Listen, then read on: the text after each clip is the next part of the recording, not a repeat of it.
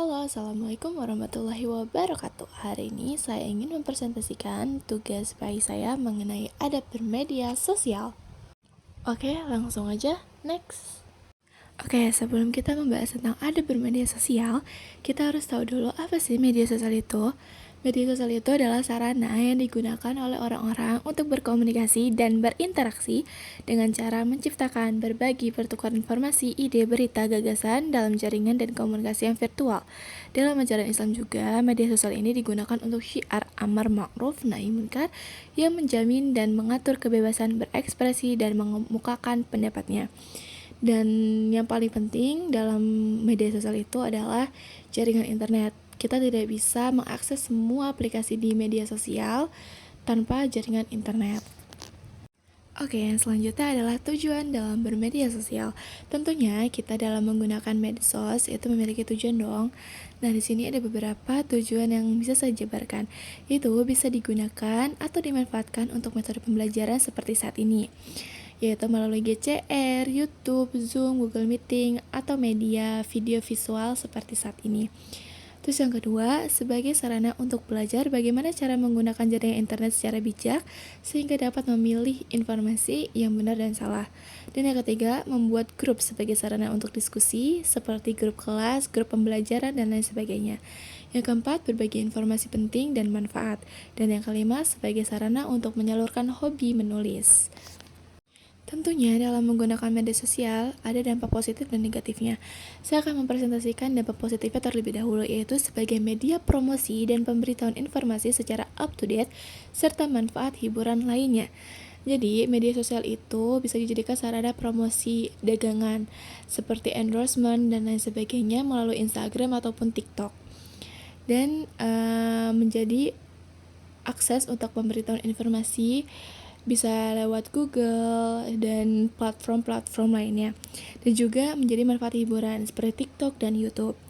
Dan yang kedua, sebagai sarana untuk mengembangkan keterampilan ilmu, pengetahuan, dan sosial. Dan yang keempat, sebagai sarana komunikasi dengan menggunakan jaringan sosial ke seluruh penjuru dunia dan lain sebagainya. Jadi, media sosial itu bisa dijadikan untuk sarana komunikasi antar pulau, antar luar negeri, misalnya. Contohnya tuh aplikasi WA, Telegram, terus Instagram juga bisa, seperti itu. Kita bisa melakukan video call, telepon, dan lain-lain. Dampak negatifnya yaitu berkurangnya interaksi secara langsung atau tatap muka dengan lingkungan sekitar, yaitu keluarga atau masyarakat. Jadi ketika kita sudah terjun ke dunia media sosial, kita tentu sudah malas sekali ya untuk berinteraksi dengan orang-orang di real life. Pastinya kita lebih sering menghabiskan waktu itu di media sosial melalui HP atau handphone. Dan yang kedua, tumbuhnya sikap hedonisme dan konsumtif. Terus, malas belajar, beraktivitas fisik atau olahraga sehingga dapat menimbulkan penyakit. Jadi ketika kita sudah terjun ke dunia media sosial, tentu kita sudah malas sekali melakukan aktivitas-aktivitas lain. Kita lebih memilih untuk tiduran, rebahan di kasur, memegang handphone dan meng-scroll berita-berita terkini atau up to date. Lalu kejahatan dunia maya atau cybercrime. Jadi di media sosial ini banyak sekali terjadi kejahatan-kejahatan seperti cyberbullying. Jadi banyak sekali kita melihat adanya cyberbullying di media sosial. Terus menumbuhkan sikap individu mementingkan diri sendiri. Lalu terjadi juga pornografi, penipuan, perjudian, dan lain sebagainya. Inilah kenapa kita pentingnya untuk menjaga adab dalam media sosial. Jadi adab itu tidak selalu di real life.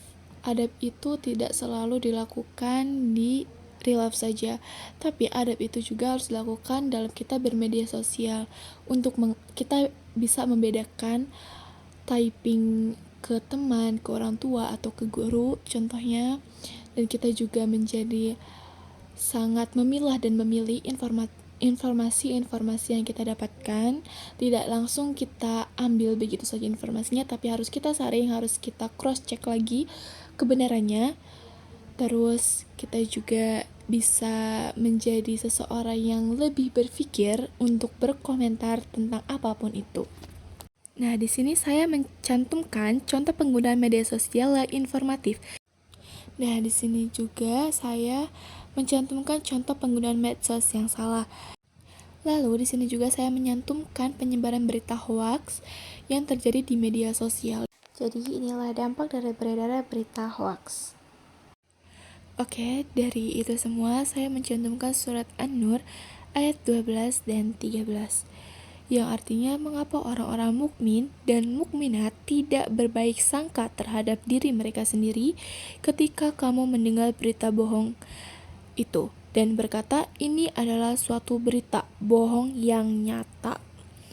Lalu di ayat 13 yang artinya mengapa mereka yang menuduh itu tidak datang membawa 4 saksi.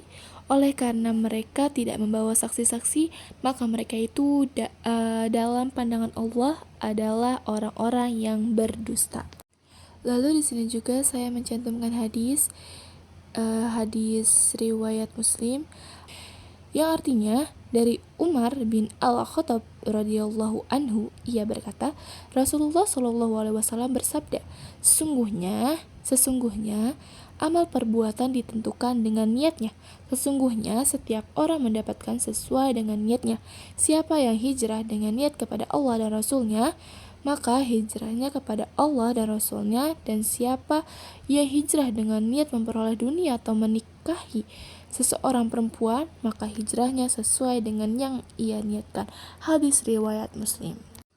Mungkin hanya itu yang bisa saya sampaikan, kurang lebihnya saya mohon maaf. Terima kasih. Wassalamualaikum warahmatullahi wabarakatuh.